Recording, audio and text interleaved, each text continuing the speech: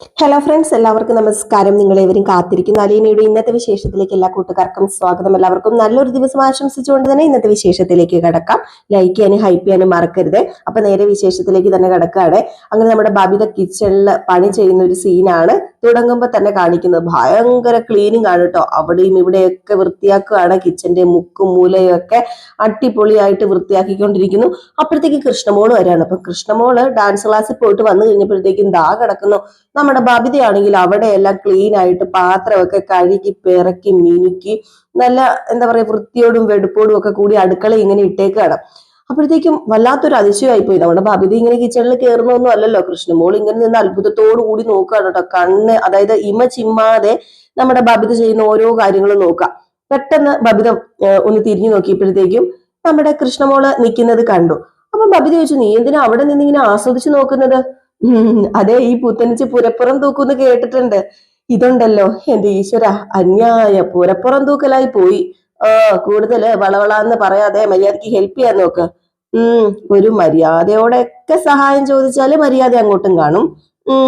അല്ലയോ ഭവതി, അടിയനെ കൊണ്ട് കൂട്ടിയാൽ കൂടാത്തത്ര പണിയുണ്ട് ഇവിടെ. ഒന്ന് സഹായിച്ചിരുന്നെങ്കിൽ അടിയന് ഒരു സഹായമായേനെ എന്ന്. ഇത് കേട്ടത് നമ്മുടെ കൃഷ്ണമോള് പറഞ്ഞു, ഇനിയിപ്പം പരിഹാസത്തിന്റെ ധ്വനി ഉണ്ട് ഇതില്, എന്നാലും ഞാൻ ക്ഷമിച്ചിരിക്കുന്നു. എന്ത് സഹായമോ താങ്കൾക്ക് വേണ്ടത്? അയ്യോ, അവളുടെ ഒരു വർത്താനം. മര്യാദയ്ക്ക് പോയിട്ട് ആ ഡൈനിങ് ടേബിള് തുടച്ച് ക്ലീൻ ആക്കിയിട. പിന്നെ നിലത്ത് ഫുഡ് വേസ്റ്റ് ഒക്കെ ഉണ്ടെങ്കിൽ അതും തൂത്തുവാരി ഇടണം.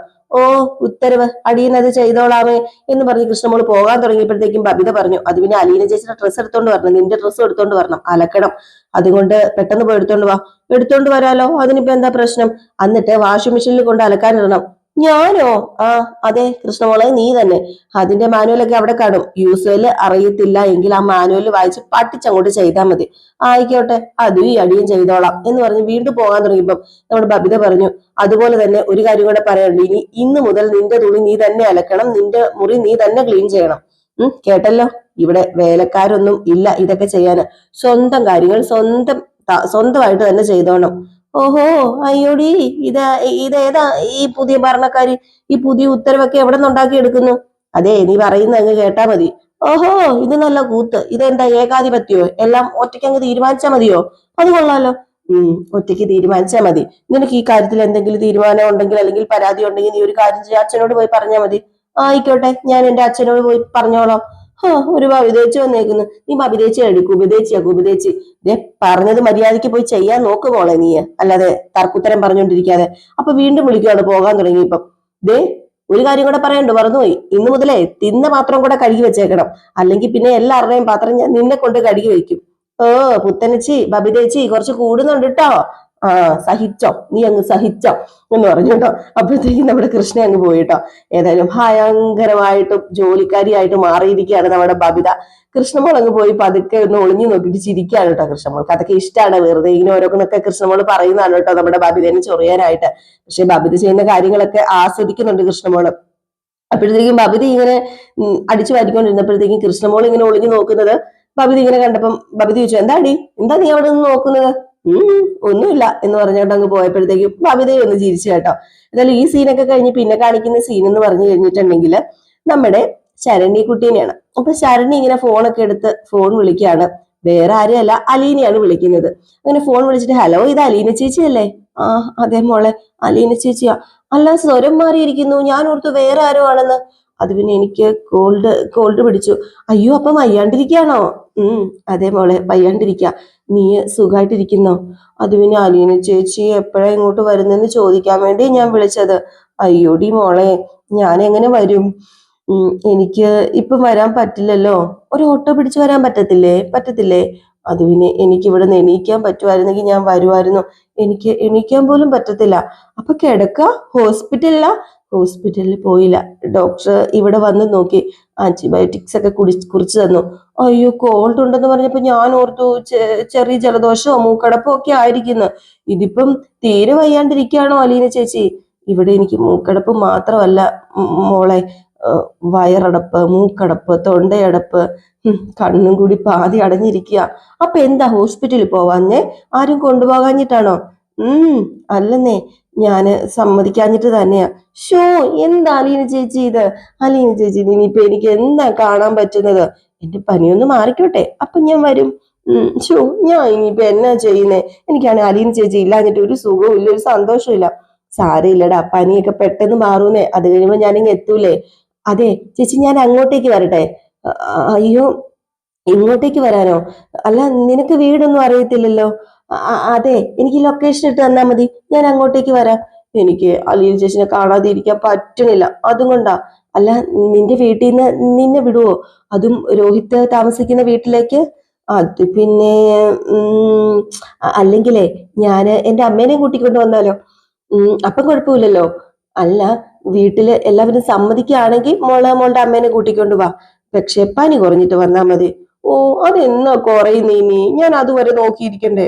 അതൊക്കെ ഞാൻ വിളിച്ച് പറയാം മോളെ. അല്ല, രോഹിയെ കാണാൻ വരുന്നവര് രോഗമൊക്കെ മാറിയിട്ടാണോ കാണാൻ വരുന്നത്? അല്ലല്ലോ. അയ്യോ, നിനക്കും കൂടെ പകർന്നാലോ എന്ന് പേടിച്ചിട്ടാ ഞാൻ പറഞ്ഞത്.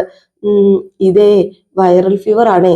വന്നാലേ ഭയങ്കര പ്രശ്ന. ഇവൻ നമ്മളെ പിടിച്ചിട്ട് കെട്ടി നമ്മളെ ഉണ്ടല്ലോ അത്രയ്ക്ക് ശ്വാസം മുട്ടിക്കും. തലവേദന, ദേഹം നൊമ്പരം, ശ്വാസം മുട്ട്, കഫം, ഇതെല്ലാം കൊണ്ട് നമ്മൾ പിന്നെ ഒന്നിനും കൊള്ളത്തില്ല. അത് പിന്നെ ചേച്ചിയുടെ പനി എനിക്ക് പകർന്നോട്ടെ, എനിക്കത് ഇഷ്ടമാണെങ്കിലോ? അയ്യോ, ഒന്ന് പോടാവുന്ന നീ ഇങ്ങനെയൊന്നും പറയല്ലേ. പനി വരുമ്പോ അറിയാം അതിന്റെ വിഷമം. എന്താ ചേച്ചി ഇത്? എന്തായാലും ഞാൻ വരും, എനിക്ക് ചേച്ചിനെ കാണണം ചേച്ചി. ഷോ, ഈ പെണ്ണിനെ കൊണ്ട് തോറ്റല്ലോ. പറഞ്ഞാലും മനസ്സിലാവില്ല ഈ പെണ്ണിന്. അത് പിന്നെ എനിക്ക് ലൊക്കേഷൻ അയച്ചിട്ടേക്കടെ, ഞാൻ എപ്പോഴേലും വന്നോളാം. എന്നാ പിന്നെ ഓക്കെ, ബൈ എന്നൊക്കെ പറഞ്ഞിട്ട് നമ്മുടെ ശരണ്യ ഫോൺ കട്ട് ചെയ്തു. അതിൽ ശരണ്യക്ക് ആ ഒരു സ്നേഹം നമ്മുടെ അലീനയോടുണ്ടല്ലോ, അതിന്റെ ആ ഒരു ഇതിന് നമ്മുടെ ശരണ്യക്ക് അലീനയെ കാണാതിരിക്കാൻ പറ്റത്തില്ല. അപ്പൊ അതുകൊണ്ടാണ് ശരണ്യ ഇങ്ങനെ വരട്ടെ വരട്ടെ എന്ന് ചോദിക്കുന്നത്. അപ്പം ഈ സീൻ കഴിഞ്ഞ് പിന്നെ കാണിക്കുന്ന സീൻ എന്ന് പറഞ്ഞാല് ബബിത വീട് മൊത്തം ക്ലീൻ ആക്കാണ് കേട്ടോ. തൂത്ത് തൂത്ത് തൂത്ത് തുടച്ചിടാണ്.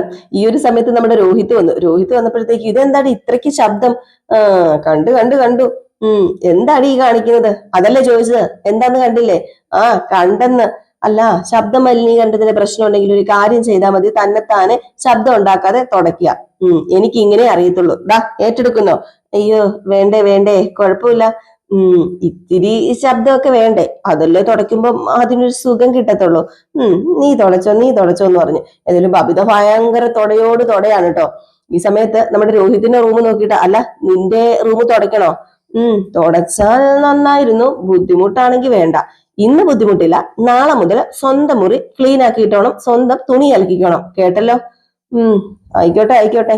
അല്ല, എതിരഭിപ്രായം എന്നെ ഒന്നും പറയാത്തത്? ഒന്നുമില്ല പറയാനായിട്ട് എന്ന് ബബിത രോഹിത്തിനോട് ചോദിച്ചപ്പോഴത്തേക്ക് രോഹിത് എന്തൊരു എതിരഭിപ്രായം? ഓരോ എതിരഭിപ്രായവും ഇല്ല. ചെയ്യേ തുടക്കെന്ന്. എന്നിട്ട് നമ്മുടെ ബബിത തുടച്ച് നമ്മുടെ ബാലചന്ദ്രന്റെ റൂമിന്റെ ആ ഭാഗത്ത് എത്തിയിട്ടോ.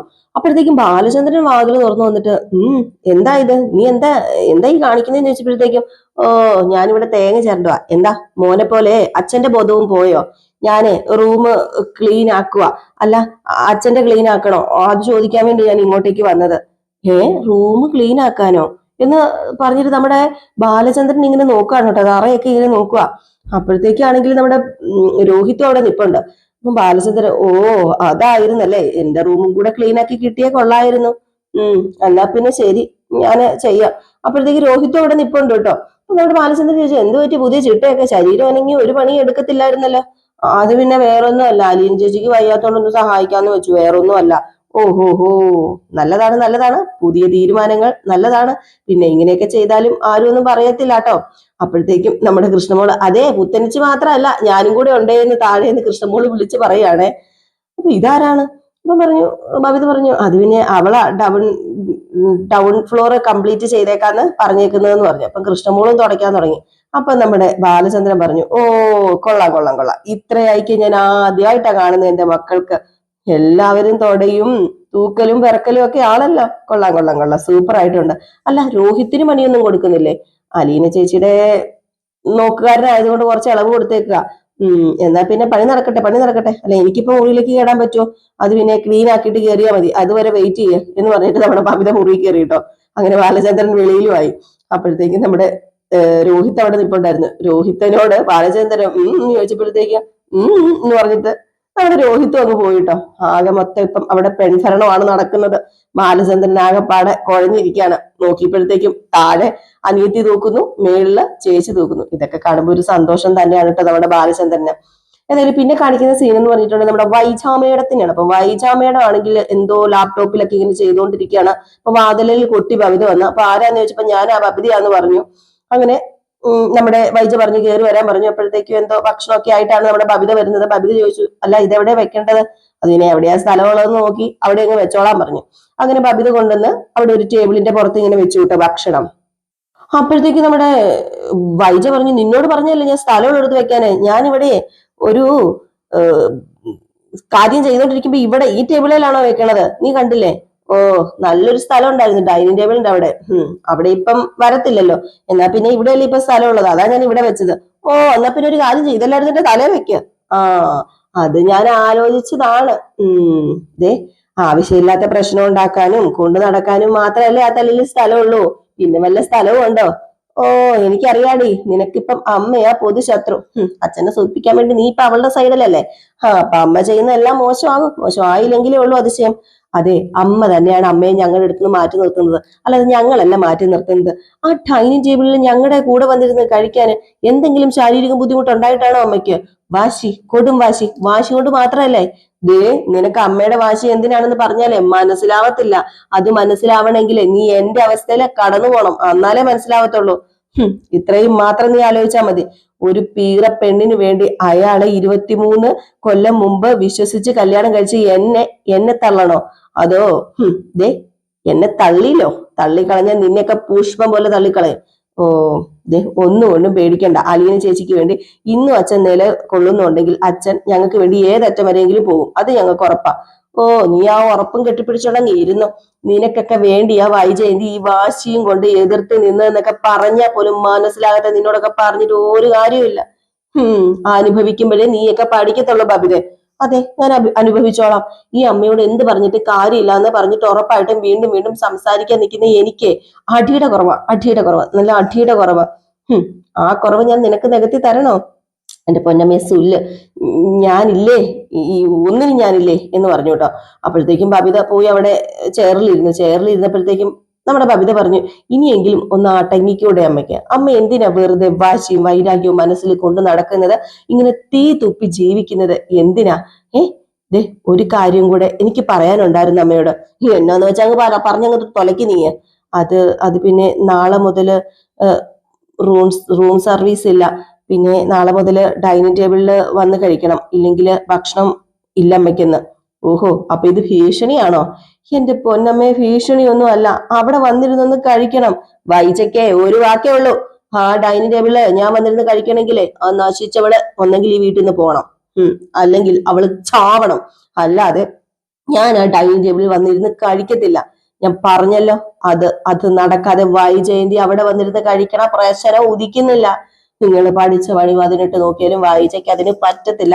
വായിച്ച അത് ചെയ്യത്തില്ല. നിനക്കൊക്കെ അമ്മയെ വേണോ, എങ്ങൊന്നോ വലിഞ്ഞു കയറി വന്ന അവള് വേണോ എന്നൊക്കെ ഒന്ന് തീരുമാനിച്ചിരുത്തി ചിന്തിക്ക്, തീരുമാനം എടുക്ക്. വൈജയന്തി ഒരുത്തിയും ഊട്ടാൻ വരണ്ട. ഇത്രയും കാലം അങ്ങനെ ഒരു ഔദാര്യം ഒരിടത്തും ആരുടെ കയ്യിൽ നിന്നും ഈ വൈജ മേടിച്ചിട്ടില്ല. ഇനി വൈജയ്ക്കൊട്ട് ഔദാര്യം വേണ്ടതാനും. ജീവിച്ചിരിക്കുന്നവരുടെ കാലം അത്രയും അങ്ങനെ ഒരു ഔദാര്യത്തിന് കൈ നീട്ടത്തില്ല ഈ വൈജ. ആ കൈ നീട്ടാൻ വൈജയെ കൈതക്കൽ തറവാട്ടിലേ ഒരേ ഒരു പുത്രിയാ. ആ അഭിമാനം എനിക്കുണ്ട്. എടുത്തോണ്ട് പോയിക്കോ, മര്യാദയ്ക്ക് എടുത്തോണ്ട് പൊക്കോളാനാ പറഞ്ഞത്. എനിക്ക് വേണ്ട ഇവിടത്തെ ഒരു ഭക്ഷണവും. നിങ്ങളുടെ ഔദാര്യം എനിക്ക് വേണ്ട. അങ്ങനെ എന്ത് ചെയ്തു, ഭവിത നമ്മുടെ ഭക്ഷണമൊക്കെ അങ്ങോട്ട് എടുത്തോണ്ട് പോയി കേട്ടോ. ഇതൊക്കെ കഴിഞ്ഞ് പിന്നെ രാത്രിയായപ്പോഴത്തേക്കും നമ്മുടെ അലീനയെ പരിചരിക്കാനും ഭക്ഷണം കൊടുക്കാനൊക്കെ ആയിട്ട് കൃഷ്ണയും ഭവിതയും കൂടെ റൂമിലേക്ക് ചെല്ലുകയാണ്. അതിന് ഭവിത പറഞ്ഞു, എണീറ്റിരുന്നേ. അത് പിന്നെ പിടിക്കാതെ എണീക്കാൻ എനിക്ക് പറ്റത്തില്ല. ഓഹോ, തനിയെ എണീറ്റിരിക്കാൻ പോലും പറ്റത്തില്ലേ? അത് പിന്നെ വയ്യ, ഒട്ടും വയ്യ. അപ്പോഴത്തേക്കും കൃഷ്ണമോള് പറഞ്ഞു, അത് പിന്നെ ബബിത ചേച്ചി ഒന്ന് താങ്ങി പിടിക്കും, നമുക്ക് പിടിക്കാലോ എന്ന് പറഞ്ഞിട്ട് ബബിത ഇങ്ങനെ പതുക്കെ താങ്ങി പിടിക്കാറുണ്ട്. ബബിത അങ്ങോട്ട് പൂർണ്ണമായിട്ട് നമ്മുടെ അലീനയാണ് അങ്ങ് സ്നേഹിക്കുമോ എന്ന് പറയാനും ഒരു മടി, പക്ഷെ സ്നേഹിക്കുന്നുണ്ട് താനും. അപ്പൊ അതുകൊണ്ടാണ് ഈ പിടിക്കാനൊക്കെ ബുദ്ധിമുട്ട്. അങ്ങനെ പതുക്കെ നമ്മുടെ ബബിത തന്നെ താങ്ങി ഇങ്ങനെ എടുത്തു വെച്ചു. എന്നിട്ട് പറഞ്ഞു, നല്ല ചൂട് കഞ്ഞിയാ. അത് പിന്നെ കഞ്ഞി എനിക്ക് വേണ്ടായിരുന്നു. പിന്നെ എന്താ വേണ്ടേ? പറ. അത് പിന്നെ എനിക്ക് പൊറോട്ടയും ചിക്കൻ ഫ്രൈയും കഴിക്കാൻ തോന്നുവാ. അയ്യോ, കേട്ടല്ലോ കൃഷ്ണമോള്, നമ്മൾ പാടുപെട്ട് ഇത് ഉണ്ടാക്കിക്കൊണ്ട് വന്നപ്പോ പൊറോട്ടയും ചിക്കൻ ഫ്രൈയും വേണമെന്ന്. ആ, അത് പിന്നെ പൊറോട്ടയും ചിക്കൻ ഫ്രൈയും പോലും ഇവിടെ തരാൻ പറ്റത്തില്ലേ? ഞാന് പനിച്ച് വിശന്ന് കിടക്കുമല്ലേ. ആ, പനിയും ചെസ്റ്റ് ഇൻഫെക്ഷനും ഉള്ള ചുമയും ഒക്കെ ആളൊക്കെ കഴിക്കാൻ പറ്റുന്ന ഫുഡാണ് ഞാൻ കൊണ്ടുവന്നേക്കുന്നത്. അവർക്കാണോ ഈ ചിക്കനും പൊറോട്ടയൊക്കെ? അത് പിന്നെ എനിക്കിത് വേണ്ടായിരുന്നു. എനിക്ക് പൊറോട്ടയും ചിക്കൻ ഫ്രൈയും മതി. അതില്ലെങ്കിൽ പിന്നെ എന്തിനാ എന്നെ വിളിച്ചെണീപ്പിച്ചത്? അപ്പോഴത്തേക്കും കൃഷ്ണമോള് പറഞ്ഞു, ഇത് കൊഞ്ചല അനിയത്തിമാര് ശുശ്രൂഷിക്കാൻ നിൽക്കാന്ന് പറഞ്ഞപ്പോഴത്തേക്കും കൊഞ്ചുന്നതാ ബബിത ചേച്ചി. അപ്പം ബബിത പറഞ്ഞു, അതെ, ഇവിടെ പനിയില്ലാത്ത ഞങ്ങൾ പോലും കഞ്ഞിയാ കുടിക്കുന്നത്. അപ്പൊ ഇതേ ഉള്ളൂ, ഇത് കഴിച്ചാൽ മതി.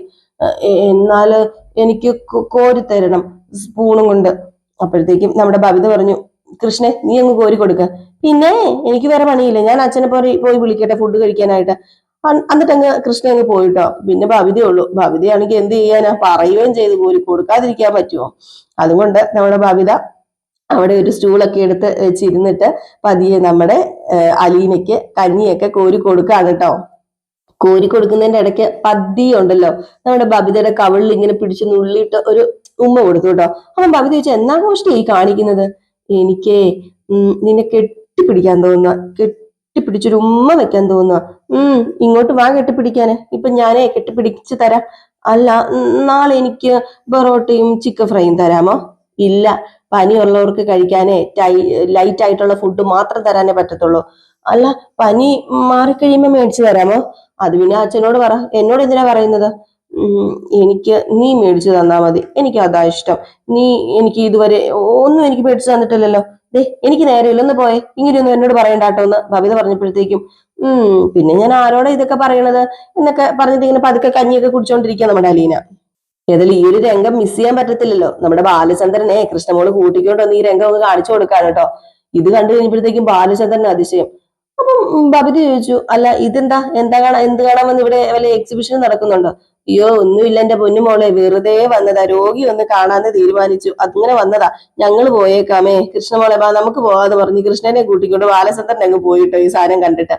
അപ്പോഴത്തേക്കും ബബിത പറയാ, അവള് പോയി വിളിച്ചോണ്ട് വന്നതാ കാഴ്ച കാണിക്കാന്. ഞാൻ എന്താ പൊട്ടിയാണോ? എനിക്കറിയാം, ഇതൊക്കെ കാണിക്കാൻ തന്നെയാ വിളിച്ചോണ്ട് വന്നേക്കുന്നത്. അപ്പൊ വീണ്ടും എന്ത് ചെയ്തു, നമ്മുടെ അലീന ഇങ്ങനെ കവളത്ത് പിടിച്ചിട്ട് അടുത്തൊരു ഉമ്മയും കൂടെ കൊടുക്കാനുണ്ട്. ഇതും കൂടെ കണ്ടപ്പോ നമ്മുടെ ബബിതയ്ക്ക് ദേഷ്യം വന്നിട്ട് ബബിത ഇങ്ങനെ നോക്കുകയാണെ. ഏതായാലും ഈ ഒരു സീൻ കാണിച്ചിട്ടാണ് ഇന്നത്തെ വിശേഷം അവസാനിക്കുന്നത്. അപ്പൊ എല്ലാവരും കാത്തിരിക്കുക അടുത്ത വിശേഷത്തിനായിട്ട്. അടുത്ത വിശേഷമായിട്ട് വരാം. എല്ലാവർക്കും ടാറ്റാ ബൈ ബൈ. ലൈക്ക് ചെയ്യാനും ഹൈപ്പ് ചെയ്യാനും മറക്കരുതേ.